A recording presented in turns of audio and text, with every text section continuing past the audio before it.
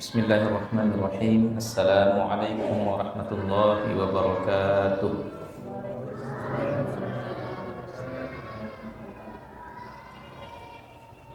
Alhamdulillahi rabbil alamin wa bihi nasta'inu ala umurid dunya waddin. Asyhadu an la ilaha illallah wahdahu la syarika lah wa asyhadu anna Muhammadan abduhu wa rasuluh. Allahumma salli ala sayyidina Muhammadin wa ala alihi wa ashabihi wa man tabi'ahum bi ihsanin ila yaumiddin, amma ba'd. Bapak Ibu jemaah Masjid Al-Mubarak Trika yang semoga senantiasa diberikan kesehatan, diberikan keistiqomahan, diberikan taufik dan hidayah oleh Allah Subhanahu wa taala. Kembali kita melanjutkan kajian kita pada kitab Al-Fiqhu Al-Muyassar, yang mana kita masih berada pada bab al-ibadah ya. Dan sekarang kita masih membahas terkait tentang mengqashar sholat ya.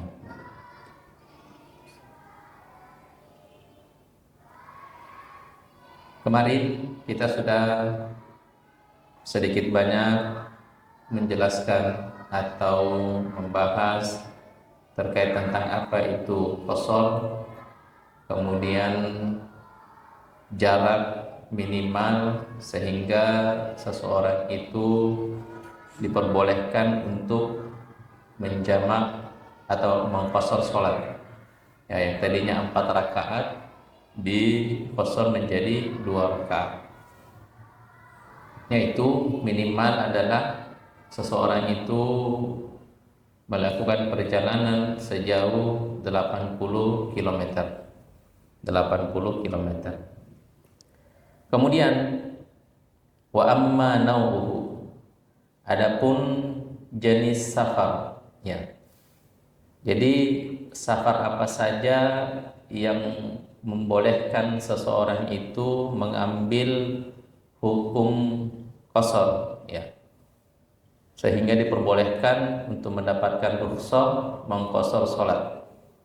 Fahuwa as-safarul mubah, yaitu safar yang mubah, kas-safar litijarati wan nuzhah, seperti contohnya safar untuk tujuan berdagang atau untuk rekreasi. Was-safarul wajib, dan juga yang mana safar itu merupakan safar wajib, kas-safar lil hajj wal jihad, contohnya adalah seperti orang yang bersafar untuk menunaikan ibadah haji atau safar untuk jihad ya.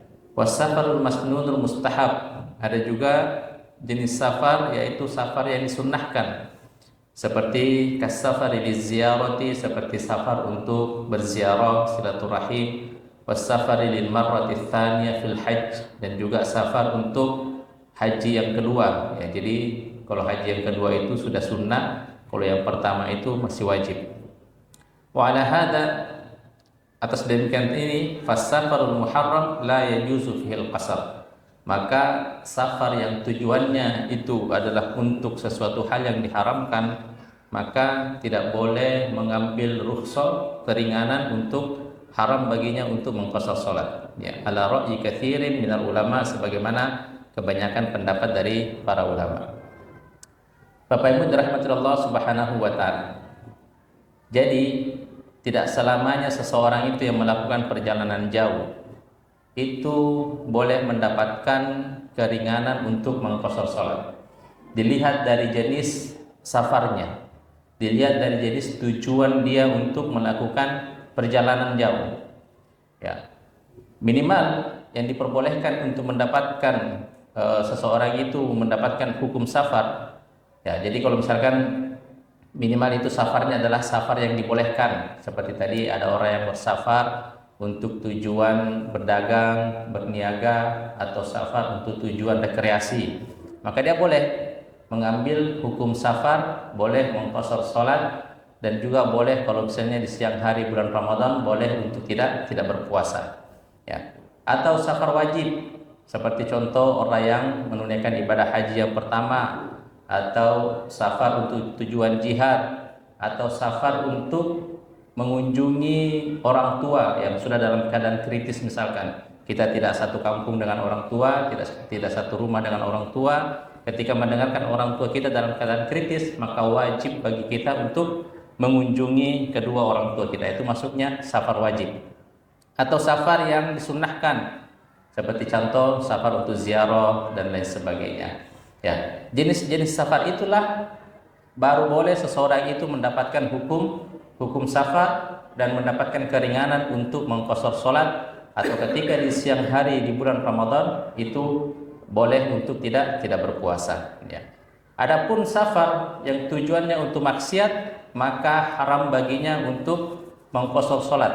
Ya, contoh misalkan ada orang dari Pinrang mau ke Makassar, ya, nonton konser, ya, konser dangdut, ya, goyang ngebornya Titi Daratista, ya. Nah, itu tidak boleh karena tujuannya dia ke Makassar itu dalam hal untuk maksiat, ya, atau dia ingin melakukan perjalanan jauh, ya, ke suatu daerah untuk sabung ayam, ya, judi. Nah, tidak boleh bagi dia kalau ketika dia sholat dan dia mengqashar sholatnya, maka sholatnya tidak sah, ya. Atau dia di siang hari di bulan puasa, tujuan hal seperti itu, kemudian dia tidak berpuasa karena dengan alasan safar, maka dia melakukan suatu dosa besar karena tidak diperbolehkan baginya untuk mendapatkan rukhsah atau keringanan atas perjalanannya yang merupakan tujuannya untuk bermaksiat. Jadi terkait tentang macam-macam safar yang dibolehkan seseorang itu baru boleh mendapatkan keringanan untuk mengqashar sholat. Ala ra'yi katsirin minal ulama, sebagaimana pendapat yang terbanyak, ya, dari para ulama. Kemudian al-mas'alatur rabi'ah, ya. Kemudian permasalahan yang keempat. Hal yuqassaru man nawal iqamah, ya.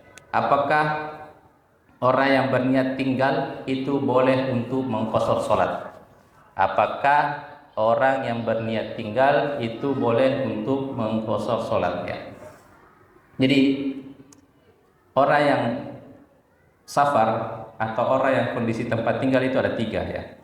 Yang pertama, fi halatis safar, selama dia dalam perjalanan, ya. Pokoknya selama dia dalam perjalanan dan belum pernah singgah-singgah atau menetap di suatu tempat.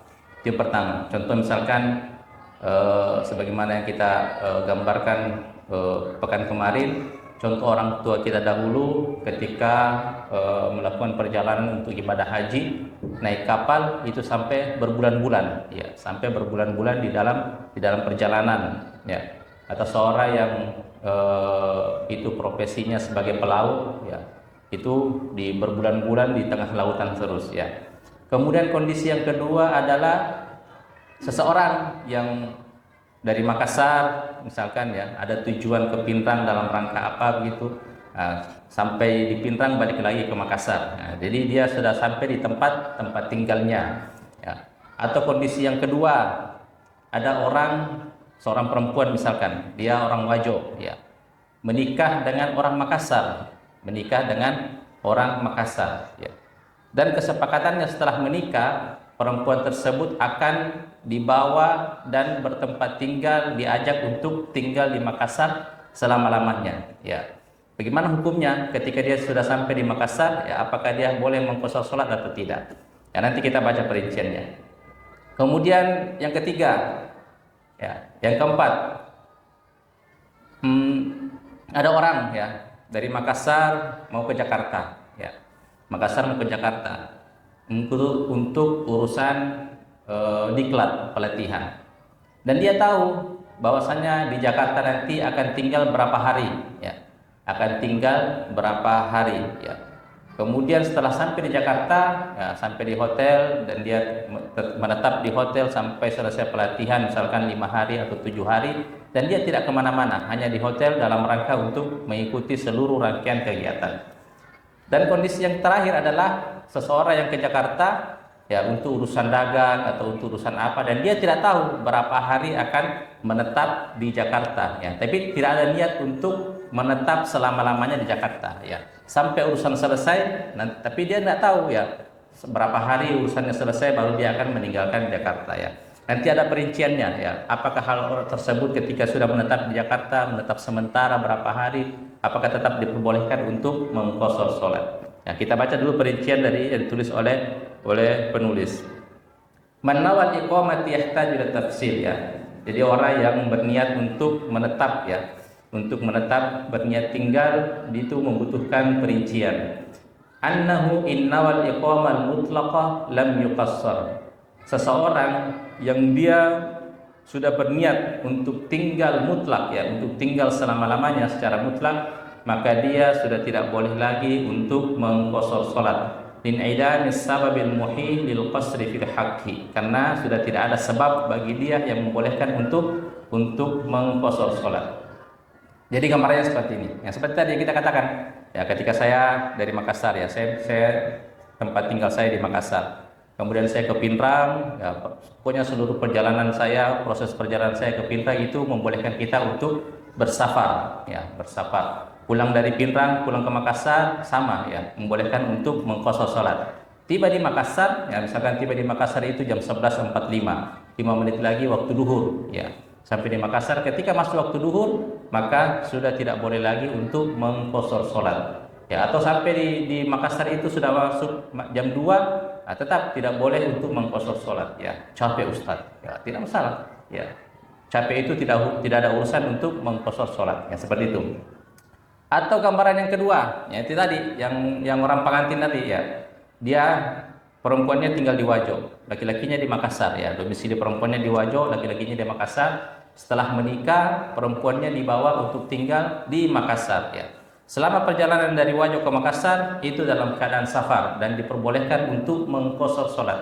Setelah sampai di Makassar ya, karena dia sudah niat untuk tinggal selama-lamanya di Makassar, maka sesampainya dia di Makassar, maka perempuan tersebut sudah tidak boleh lagi untuk mengqashar salat.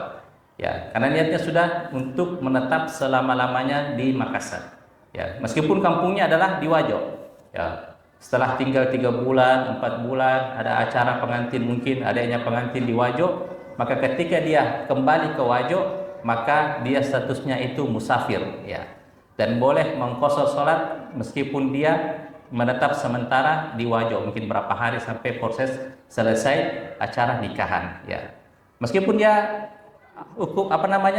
tempat tinggal asalnya dari Wajo, tapi karena sudah niat menetap di Makassar untuk selama-lamanya karena ikut suami, maka Wajo itu statusnya tempat tinggal sementara ya, bukan tempat tinggal selama-lamanya. Dan dia berapapun hari pun tinggal di Wajo, maka dia boleh untuk mengqashar salatnya. Seperti itu. Kemudian ya, wa kadzalika innawal iqamati aktsar min 4 ayyam ya. Begitu juga kalau ada orang yang menetap di suatu tempat ya, tempat sementara itu lebih daripada 4 hari ya. Au qama li hajatin wa dhanna alla tanqadi illa ba'da al-4', atau untuk menyelesaikan suatu urusannya dan dia punya prasangka bahwasanya tidak akan mampu menyelesaikan urusannya kecuali lewat daripada 4 hari ya. Maka bagaimana kasusnya jika mana posisinya seperti itu? Contoh tadi ya, saya ke Jakarta ya, melakukan ada pelatihan ya, sampai di hotel dan pelatihannya itu selama 7 hari. Jadi saya sudah tahu bahwasanya saya akan di Jakarta itu selama 7 hari dan saya sudah beli tiket untuk pulang pergi. Ya, sudah beli tiket untuk pulang pergi. Maka kondisi seperti itu ya, selama di Jakarta saya tidak kemana-mana kecuali menetap di hotel untuk mengikuti pelatihan. Karena kita sudah menentukan ya, saya sudah menentukan akan berapa hari tinggal di hotel, tinggal di Jakarta karena sudah beli tiket pulang pergi PP, maka batas saya untuk boleh mengqashar salat itu hanya sampai 4 hari. Ya. Karena saya sudah mengetahui ya, karena saya sudah tahu berapa hari saya akan tinggal di Jakarta. Ya. Batasnya itu adalah hanya boleh sampai 4 hari. Makanya penulis di sini mengatakan faman aqama 4 ayyam aw aqalla mithla iqamati sallallahu alaihi wasallam qassara wa man zada atamma. Ya, jadi batasnya itu sampai 4 hari. Apabila lebih daripada 4 hari, maka di hari kelima dia harus menyempurnakan salatnya dan sudah tidak boleh lagi untuk mengqashar salatnya. Itu bagi kondisi menetap di sementara di suatu tempat tinggal dan dia tahu akan berapa hari tinggal di situ. Jadi hari pertama, 2, 3, 4 itu boleh dikosor sholatnya. Tiba hari kelima maka harus menyempurnakan sholatnya. Ya. Kondisi yang selanjutnya adalah wa yuqassaru in aqama li hajatin bila niyah al-iqamah fawqa arba'ati ayyam, ya. Dan diperbolehkan untuk mengqasar, ya, mengqasar salatnya seorang yang menetap sementara karena suatu kebutuhan tanpa ada niat untuk tinggal selama-lamanya di situ, meskipun lebih daripada 4 hari dan dia tidak tahu, ya, berapa hari akan tinggal menetap sementara di tempat tersebut, ya. Walau aqama sinin, meskipun itu sampai bertahun-tahun, ya. Ya, jadi contohnya seperti tadi, biasanya ini orang yang safar tujuan berdagang, ya, ke Jakarta, ke Tanah Abang belanja untuk keperluan barang, dan dia tidak tahu akan berapa hari tinggal di Jakarta, akan berapa hari selesai urusannya di Jakarta, ya. Meskipun sudah sampai 7 hari, tapi ternyata belanjanya masih kurang, sampai 8 hari belanjanya masih kurang, maka selama dia tidak tahu akan berapa hari tinggal di Jakarta, maka selama itu pula dia boleh untuk mengqasar sholatnya. Ya, jadi beda, ya. Jadi harus dipahami perinciannya. Kalau ke Jakarta, kalau kita ke suatu tempat dan kita tahu berapa hari kita akan tinggal, apalagi kalau sudah beli tiket pulang pergi, berarti sudah jelas, ya, dia akan berapa hari, maka batasnya untuk boleh mengqasar sholatnya itu hanya 4 hari, ya. Kalau dia tidak tahu urusannya kapan selesainya, misalnya urusan birokrasi dan lain sebagainya, ya, dia tidak tahu bahwasanya akan berapa hari tinggal di daerah tersebut, maka selama itu pula dia boleh untuk mengqasar sholatnya. Ya, boleh untuk mengqasar sholatnya. Atau misalkan contoh seorang tukang batu, ya, didatangkan dari Pindrang misalkan ke Makassar untuk menyelesaikan sebuah rumah dan sistem kontraknya borongan, ya, borongan. Jadi tidak tahu tukang itu akan berapa hari untuk menyelesaikan bangunan tersebut. Maka selama itu pula dia boleh untuk mengqasar sholatnya. Nah, itu pendapat mayoritas ulama, ya. Hal ini yang banyak berbeda pendapat para ulama. Ada yang mengatakan cuma batasnya sampai 19 hari, ada yang mengatakan 20 hari, ada yang mengatakan 15 hari. Tapi yang yang mayoritas ulama itu memilih bahwasanya selama dia belum tahu kapan akan pulang, ya, sampai selesai urusannya, maka selama itu pula dia boleh untuk mengqasar sholatnya. Ya, boleh untuk mengqasar sholatnya.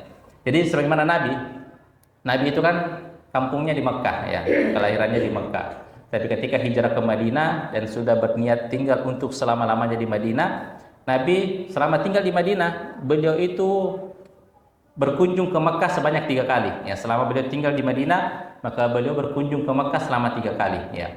Yang pertama umroh, ya, melakukan umroh, dan itu dibatasi oleh orang-orang kafir hanya selama 3 hari. Ya. Dan Nabi selama 3 hari di Mekah itu mengqasar sholatnya. Kemudian yang kedua, ketika beliau menunaikan haji wada, haji perpisahan, ya, dan beliau sudah tahu akan berapa hari tinggal di Mekah, ya, selama proses haji.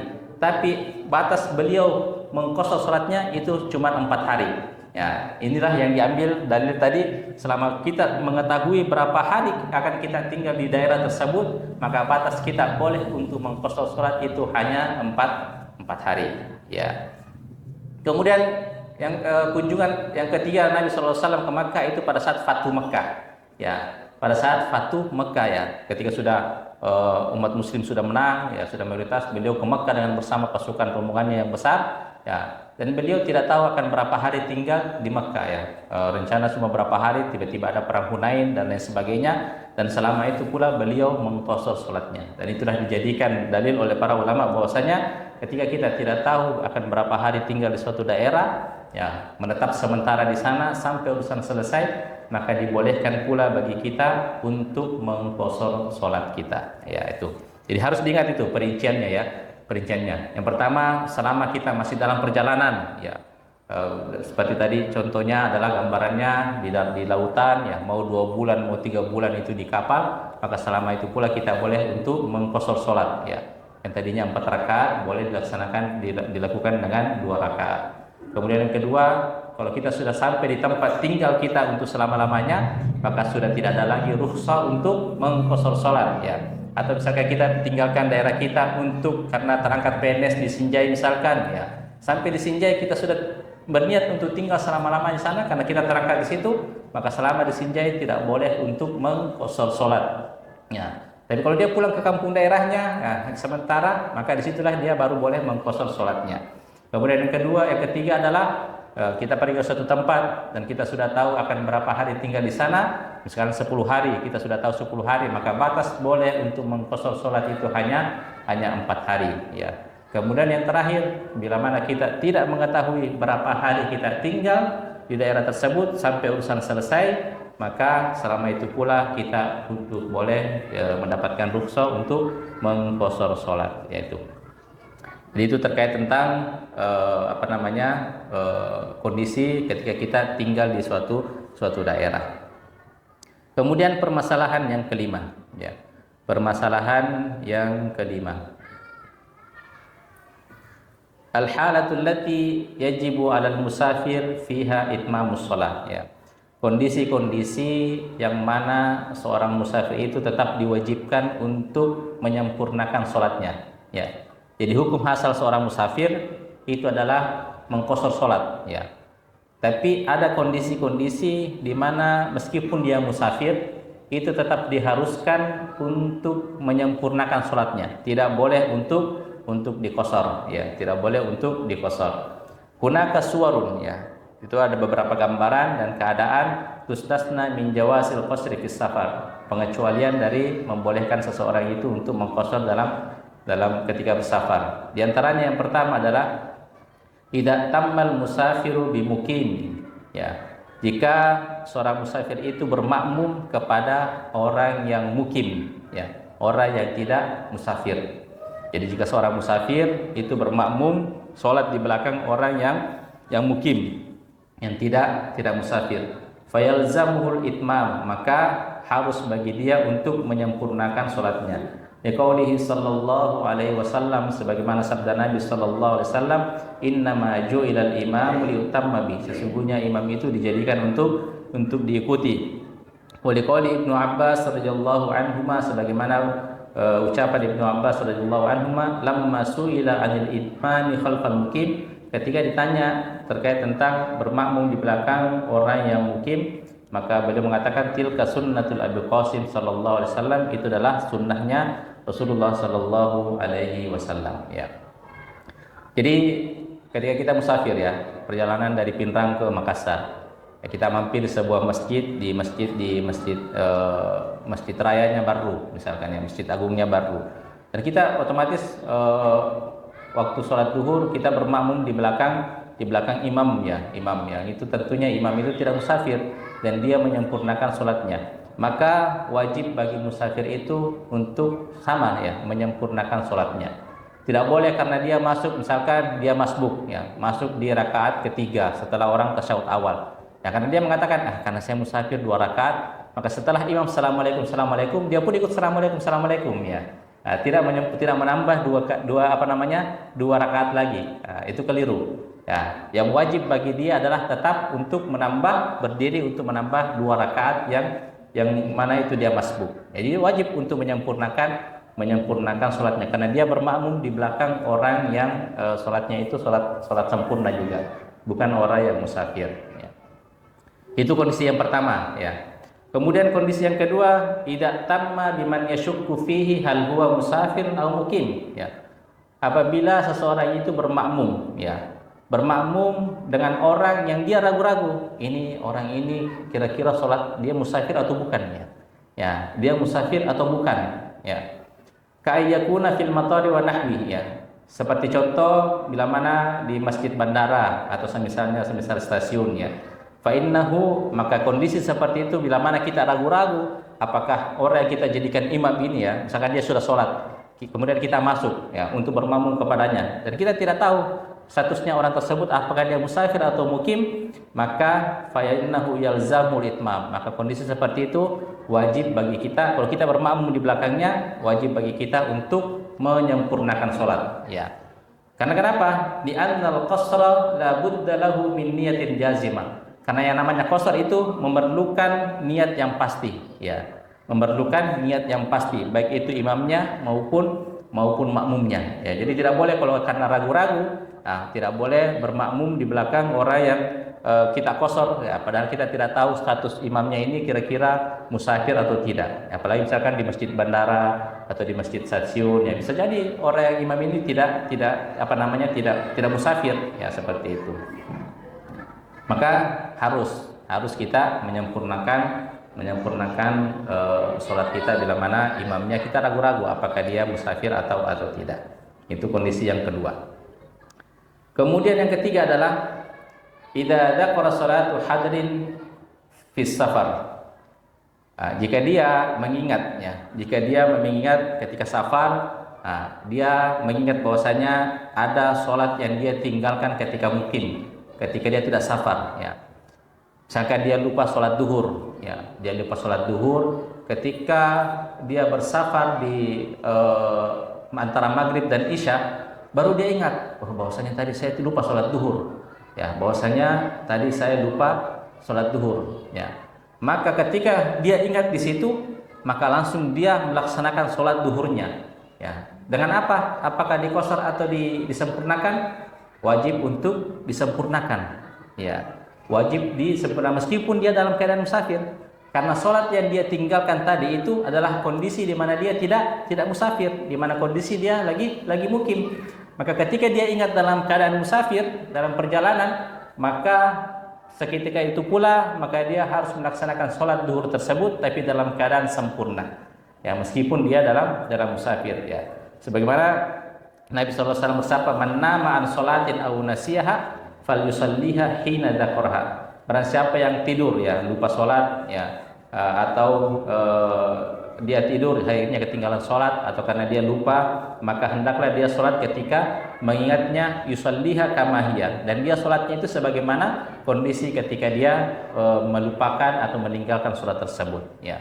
Misalkan saya di Pintang ketika sholat asar saya lupa bahwasanya sudah menunaikan sholat asar misalkan.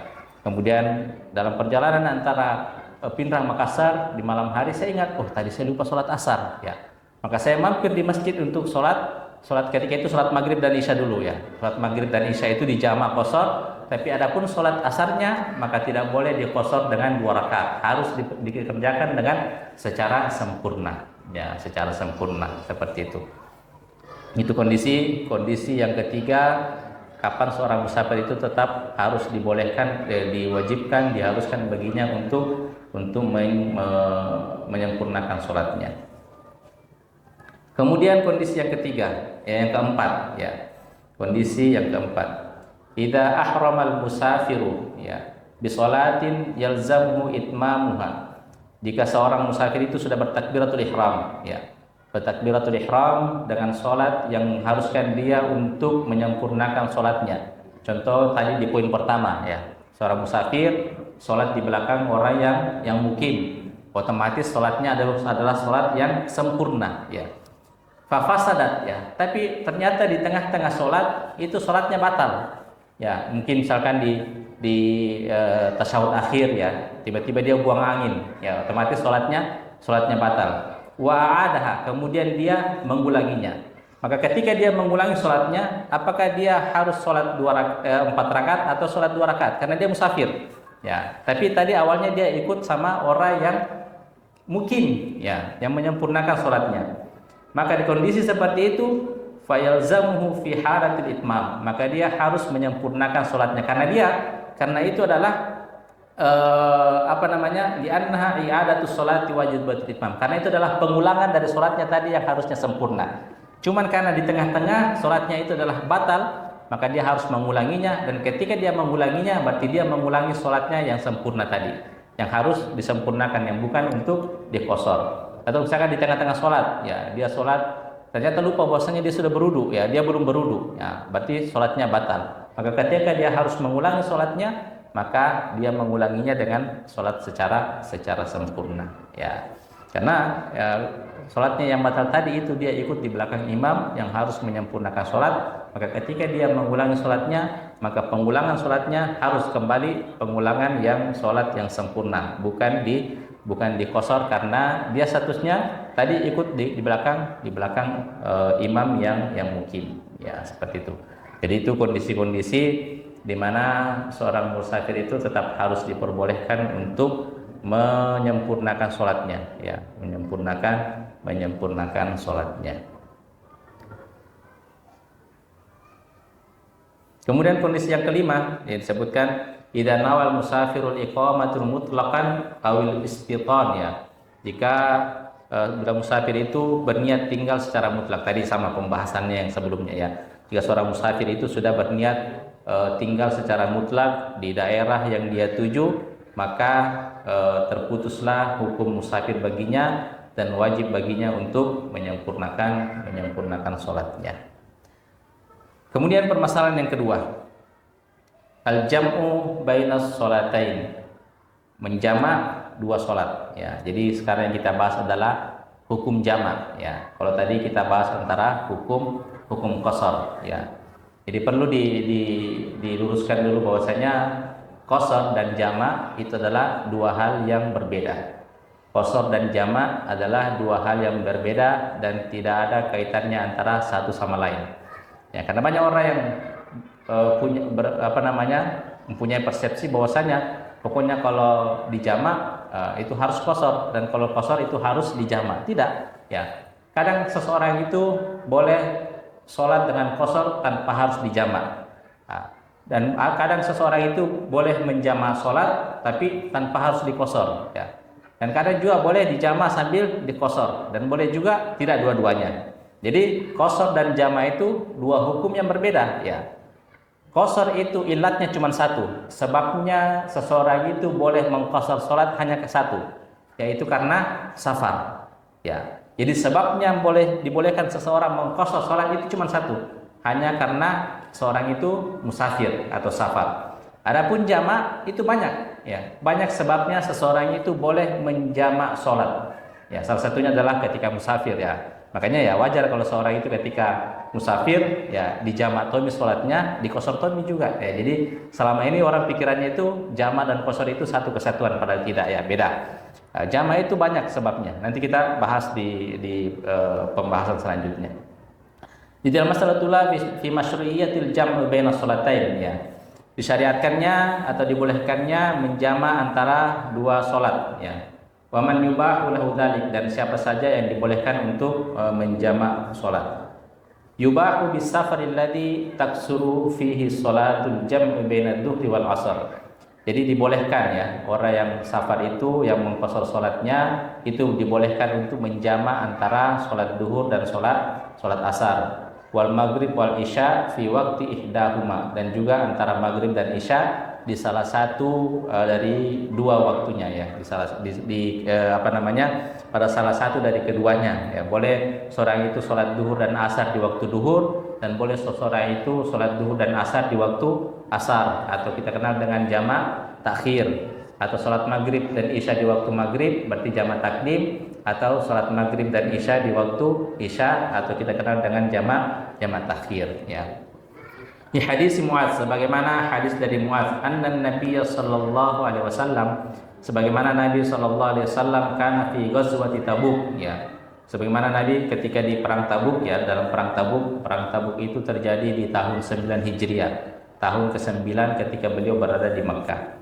Idza tahala qabla zaghi syamsi akhara ad-dhuhra hatta yajma'aha ila al-asri yusallihi majami'an. Bila mana beliau itu ketika beliau meninggalkan, berangkat sebelum tergelincirnya matahari, berarti sebelum masuk waktu duhur. Jadi beliau memulai perjalanannya itu sebelum masuk waktu duhur, mungkin 10 menit atau 15 menit sebelum masuk waktu duhur. Akhara ad-dhuhra hatta yajma'aha ila al-asri, maka beliau mengakhirkan salat duhurnya dan menjamaknya dengan salat asar, ya. Berarti beliau mengakhirkan, berarti jamak takhir, ya.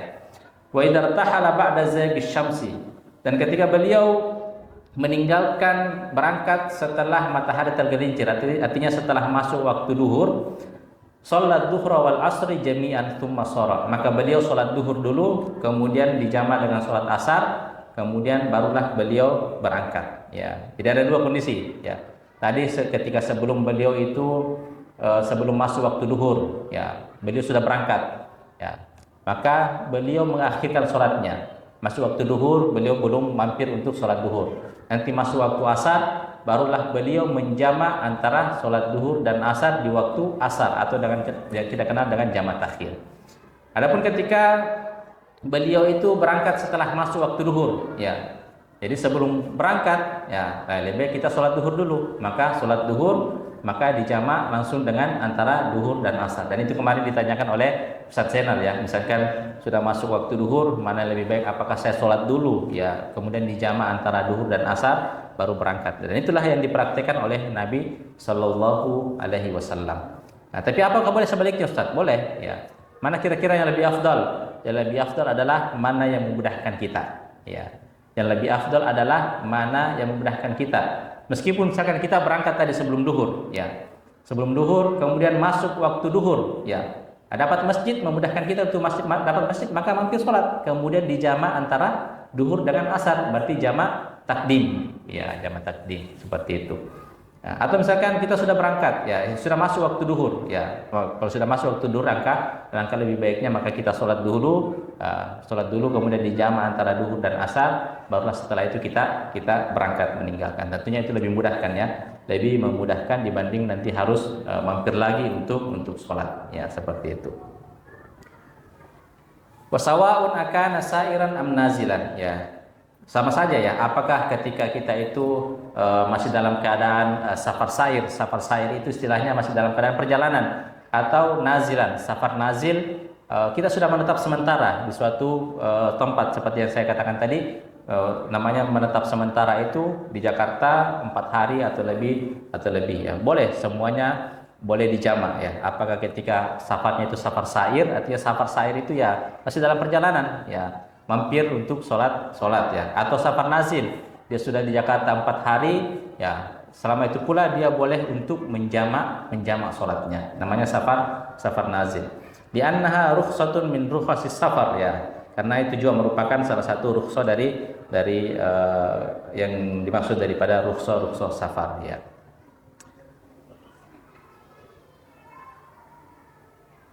Oke. Selanjutnya yang dibolehkan selanjutnya wa yubahul jam'ul mukim maridin yalhaquhu bitarkihi masyakkah. Dan diperbolehkan seseorang yang meskipun mukim, ya, itu boleh menjamak sholatnya karena dalam kondisi sakit, ya. Karena dalam kondisi sakit, yang mana bila dia tidak menjamaknya itu akan mendapatkan kesulitan untuk melaksanakan sholat, ya. Jadi kondisi yang kedua tadi, yang pertama safar. Kemudian yang kedua adalah seseorang yang meskipun tidak safar, dia mukim tapi sakit, ya, sakit. Bila mana harus melaksanakan sholat di masing-masing waktunya, itu akan memberatkan baginya, maka dia boleh mendapatkan keringanan untuk menjamak sholatnya, ya, tapi tanpa dikosor, ya, tanpa dikosor, sekedar menjamak. Jadi duhur dan asar, duhurnya 4 rakaat, kemudian asarnya juga 4 rakaat, ya. Di qauli Ibnu Abbas, bagaimana ucapan Ibnu Abbas, jama'a Rasulullah sallallahu alaihi wasallam baina adz-dzuhri wal 'asr wal maghrib wal isya, adalah Nabi pernah menjamak salat antara zuhur dan asar, maghrib dan isya ketika di Madinah, min ghairi khaufin wala matarin, ya. Meskipun pada saat itu beliau tanpa rasa khawatir dan tanpa kondisi hujan, ya, artinya bukan safar, ya, berarti beliau pada saat itu mungkin sakit, ya, karena itu disebutkan di sini. Wa fi riwayatin min ghairi khaufin wala safarin, ya, dalam riwayat lain beliau dalam keadaan tidak takut, ya, tidak khawatir akan sesuatu hal, dan juga dalam keadaan tidak safar, tapi beliau menjamak salat duhur, asar, kemudian maghrib dan isya. Falam yabqa illa uzur marad, maka tidak ada alasan lain kecuali uzur karena sakit, ya. Walianna sallallahu alaihi wasallam, sebagaimana Nabi sallallahu alaihi wasallam itu amaral mustahadha bil jam'i baina salatain. Beliau pernah memerintahkan seorang wanita, seorang sahabiah itu yang dalam kondisi istihadah, ya, yang ditanyakan kemarin, tidak ada seorang perempuan yang dia dalam kondisi istihadah, artinya darahnya selalu keluar, ya, padahal bukan sudah lewat daripada waktu haidnya, ya, waktu datang bulannya, tapi darahnya selalu keluar, maka disebut dengan darah mustahadah. Itu diperintahkan oleh Rasulullah sallallahu alaihi wasallam untuk menjamak salatnya, ya, menjamak salatnya. Wal istihadatu nau'un minal marad, dan istihadah itu adalah salah satu jenis dari penyakit, ya. Jadi itu dalil membolehkan seseorang yang sakit itu bila mana dia kesulitan untuk melaksanakan sholat di setiap waktunya, maka boleh bagi dia untuk menjamak sholatnya. Ya, menjamak sholatnya. Wa qad qila li Ibnu Abbas fil hadis al-madiyah. Maka ditanyakan kepada Ibnu Abbas, artinya kenapa Rasulullah itu menjamak sholatnya, padahal bukan dalam kondisi musafir, bukan dalam kondisi hujan, bukan dalam kondisi takut. Ya, lima fa'ala dzalik. Kenapa beliau melakukan tersebut? Maka beliau menjawab, kaila yuhrija ummatahu, ya, agar bisa dijadikan agar bisa mendapatkan keringanan bagi umatnya, dan juga bisa dijadikan pelajaran bagi umat Nabi Shallallahu Alaihi Wasallam bila mana di suatu ketika kita mendapatkan kondisi kesulitan untuk melaksanakan sholat tepat waktu, maka ada beberapa hal yang membolehkan kita untuk menjamak sholat. Artinya fleksibel, ya, fleksibel selama hal itu bukan menjadi kebiasaan, ya.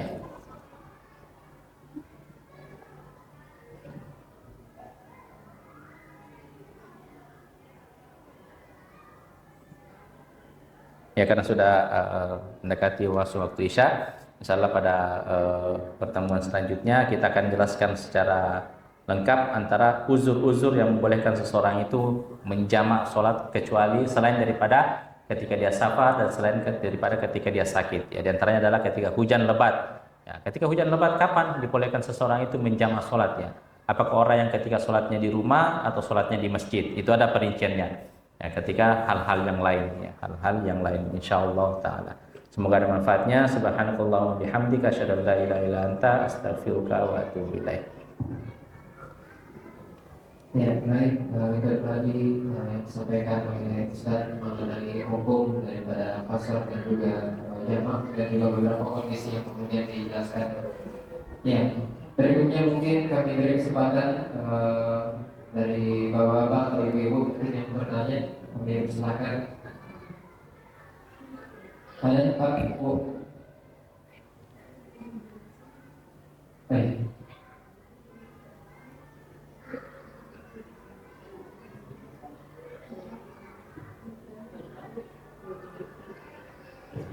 Ya. Waalaikumsalam warahmatullahi wabarakatuh. Saya mobil nanti sehingga asar. Ya. Pas masuk asar. Saya ikut sama. Salat nomor saya sempurnakan lagi sesudah asar. Maksudnya bagaimana, Bunda? Belum Pak salat duhur, Ustaz. Iya, belum sholat duhur. Asalnya pada saat di masjid. Iya, oke. Jadi ikut iman. Ya. Salat asar. Ya. Jadi saya salat duhur atau saya sempurnakan atau asar. Ya, oke. Jadi Ibu tapi sudah sholat duhur tadi? Belum juga? Belum, ya. Jadi dia tinggalkan dalam keadaan belum sholat duhur dan sholat asar, ya.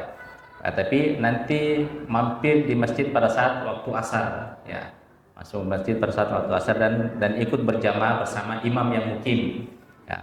Maka di kondisi seperti itu boleh, ya, boleh dia ketika bermakmum di belakang imam itu, maka dia boleh niatnya, meskipun imamnya sholat asar, dia boleh berniat sholat duhur, ya. Boleh dia berniat sholat duhur, ya.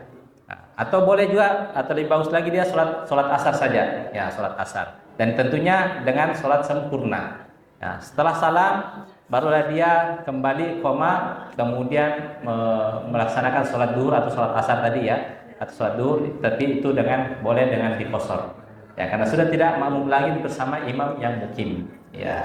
Jadi pertama, ya, atau lebih bagusnya saja, ya, dia sholat di belakang imam yang mukim tadi, karena imamnya sholat asar, maka dia niatnya sholat asar saja, ya, sholat asar dengan secara sempurna, karena imamnya sholat secara sempurna. Dan setelah itu barulah dia melanjutkan sholatnya dengan sholat duhur itu dikasar saja, ya, dikasar saja, ya, karena dia sudah sholat sendiri, ya. Dia sudah sholat sendiri, seperti itu. Jadi boleh, ya, ketika imam itu sholat asar, kita niatnya sholat duhur, boleh, ya. Berbeda antara sholatnya imam dengan sholatnya kita. Bahkan kita boleh bermakmum di belakang orang yang sholat sunat, misalkan. Ya, misalkan ada orang sholat sunnah ba'diyah maghrib, ya. kita masuk ya. Karena tidak ada yang lain yang mau berjamaah yang sholat maghrib, maka kita bermakmum di belakang orang yang sholat sunat maghrib tadi. Tapi kita niatnya untuk sholat maghrib, meskipun dia niatnya untuk sholat sunnah, ya, untuk mendapatkan keutamaan sholat berjamaah. Ya. Ya, ada lagi Bapak Ibu? Ya, silakan Bu. Assalamualaikum warahmatullahi wabarakatuh. Ya, Waalaikumsalam. Saya mau tanya, pada saat kita musafir, rombongan, terus kita saya mempuasa sholat saya, tapi teman saya tidak. Ya. Apakah saya harus kasih tahu atau boleh gitu saja? Dilihatkan sudah berdosa. Ya. Alasannya kenapa tidak dikosor? Temannya? Di rumah tidak berdosa atau di rumah tidak merasakan. Ya.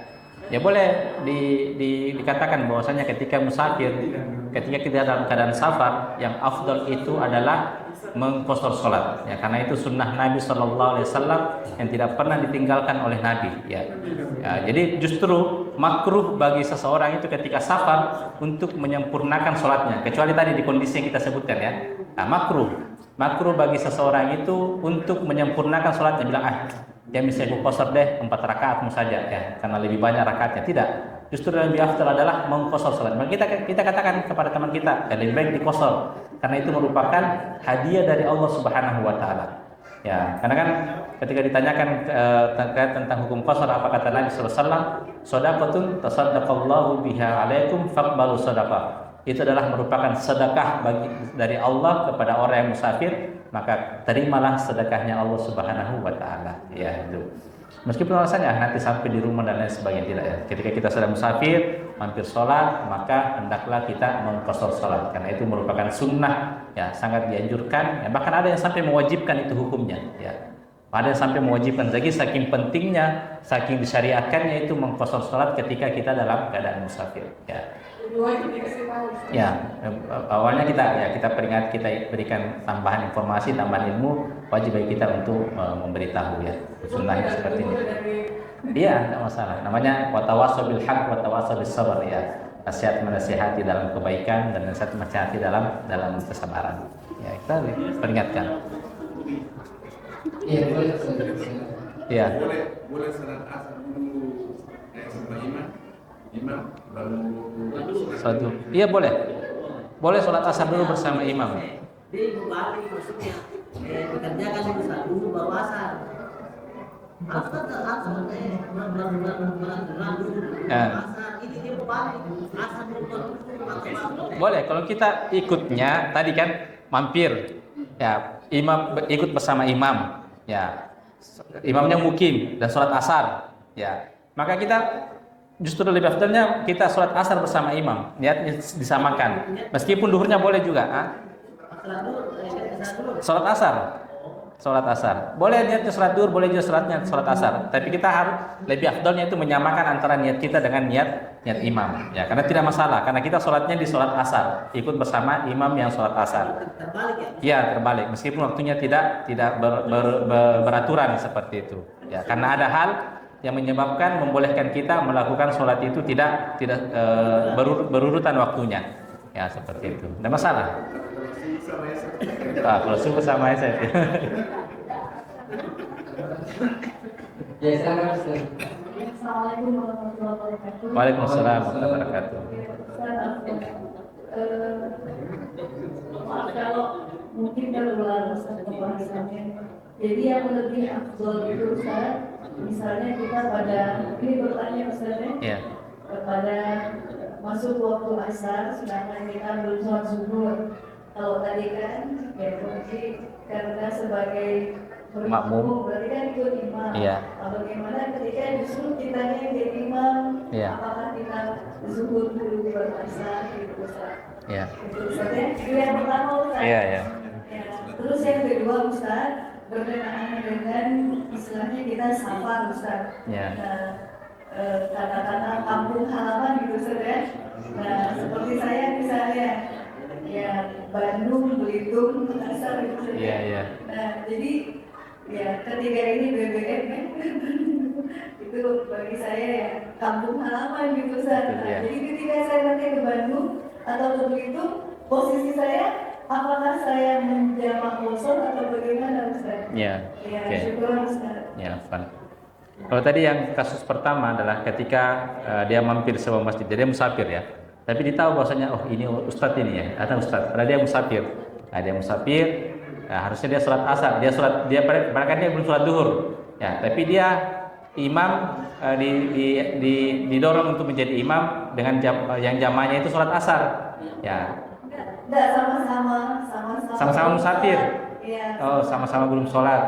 Dan di waktunya waktu asar. Oh, kalau sama-sama belum sholat, sama-sama satu rombongan maka lebih baik itu sholatnya berurutan.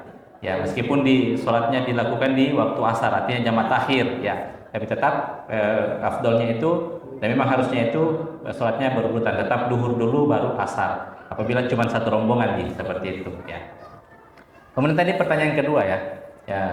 Ibu ini kan Ustaz, terus kalau kita misalnya didaulat jadi imam gitu, imam di sementara makmumnya sudah sholat duhur, ya maka kita sholat asar, ya barulah nanti setelah kita mengimami jamaah sholat asar, barulah kita menambah dengan sholat duhur 2 rakaat, ya itu. Karena mayoritas jamaah kita adalah jamaah sholat asar, maka lebih untuk mengafdalkan adalah kita niat sholat asar. Ya, itu ya Bu ya, Ustazah. Oke, kemudian yang selanjutnya ya tadi katanya ya ibu kan domisili di Bandung ya, kampungnya di Bandung ya, tapi sekarang menetap selama-lamanya di Makassar ya, dan belum ada niat untuk itu meninggalkan Makassar karena profesinya di sini ya. Maka yang menjadi darul watonnya kan sebenarnya tadi ada istilahnya tapi saya tidak pakai, ada namanya darul waton, ada namanya darul iqamah. Sekarang ibu darul watonnya itu adalah di Makassar ya, tempat tinggal itu adalah di Makassar ya. Maka ketika ibu nanti ke Bandung, maka itu statusnya sebagai musafir ya, itu musafir dan boleh mengqashar atau menjamak qashar sholatnya ya, seperti itu. Baru nanti kecuali kalau saya sudah pensiun ya kembali ke Bandung dan menetap selama-lamanya di Bandung, maka status musafirnya itu berhenti, terputus. Ya, saya kasih tadi contoh ya, contoh mungkin ya karena tadi ini ketika awal-awal pembahasan ya. Ya tadi contoh seorang laki-laki menikah kepada seorang perempuan ya wajo ya, atau misalnya perempuannya orang Bandung ya, laki-lakinya Makassar ya. Kesepakatan nanti setelah menikah tinggal di Makassar ya. Kan ketika dia sudah menikah dan perempuan itu meninggalkan Bandung, sampainya di Makassar maka terputus hukum safar baginya, qashar ya. Bagi selama di Makassar dia tidak boleh mengqashar sholatnya karena dia sudah berniat untuk tinggal selama-lamanya di Makassar ya, seperti itu. Misalkan ada acara nikahan di Bandung, mungkin saudaranya menikah, maka dia ke Bandung. Maka ketika dia ke Bandung, maka dia hukumnya statusnya sebagai musafir. Karena di Bandung itu sudah bukan darul waton lagi bagi dia, bukan tempat tinggal selama-lamanya lagi bagi dia, hanya tempat tinggal sementara. Ya. Jadi selama hajatnya dia di Bandung, maka selama itu pula dia berstatus sebagai musafir. Ya seperti itu. Ya, Ustazah. Allah Taala. Ya. Dan baik, itu mungkin untuk sesi tanya jawab mungkin sangat cukup karena waktu Isya juga sudah masuk. Ya, sehingga semoga apa yang disampaikan oleh Ustaz pada kesempatan kali ini bisa bermanfaat untuk kita kedepannya, barangkali menemukan situasi ataupun kondisi yang mengharuskan kita untuk kemudian menjamak ataupun sholat. Demikian untuk kajian kali ini, kami tutup dengan kafatul majelis. Subhanallah wa bihamdihi, asyhadu an la ilaha illa anta, astaghfiruka wa atubu ilaik. Wassalamualaikum warahmatullahi wabarakatuh.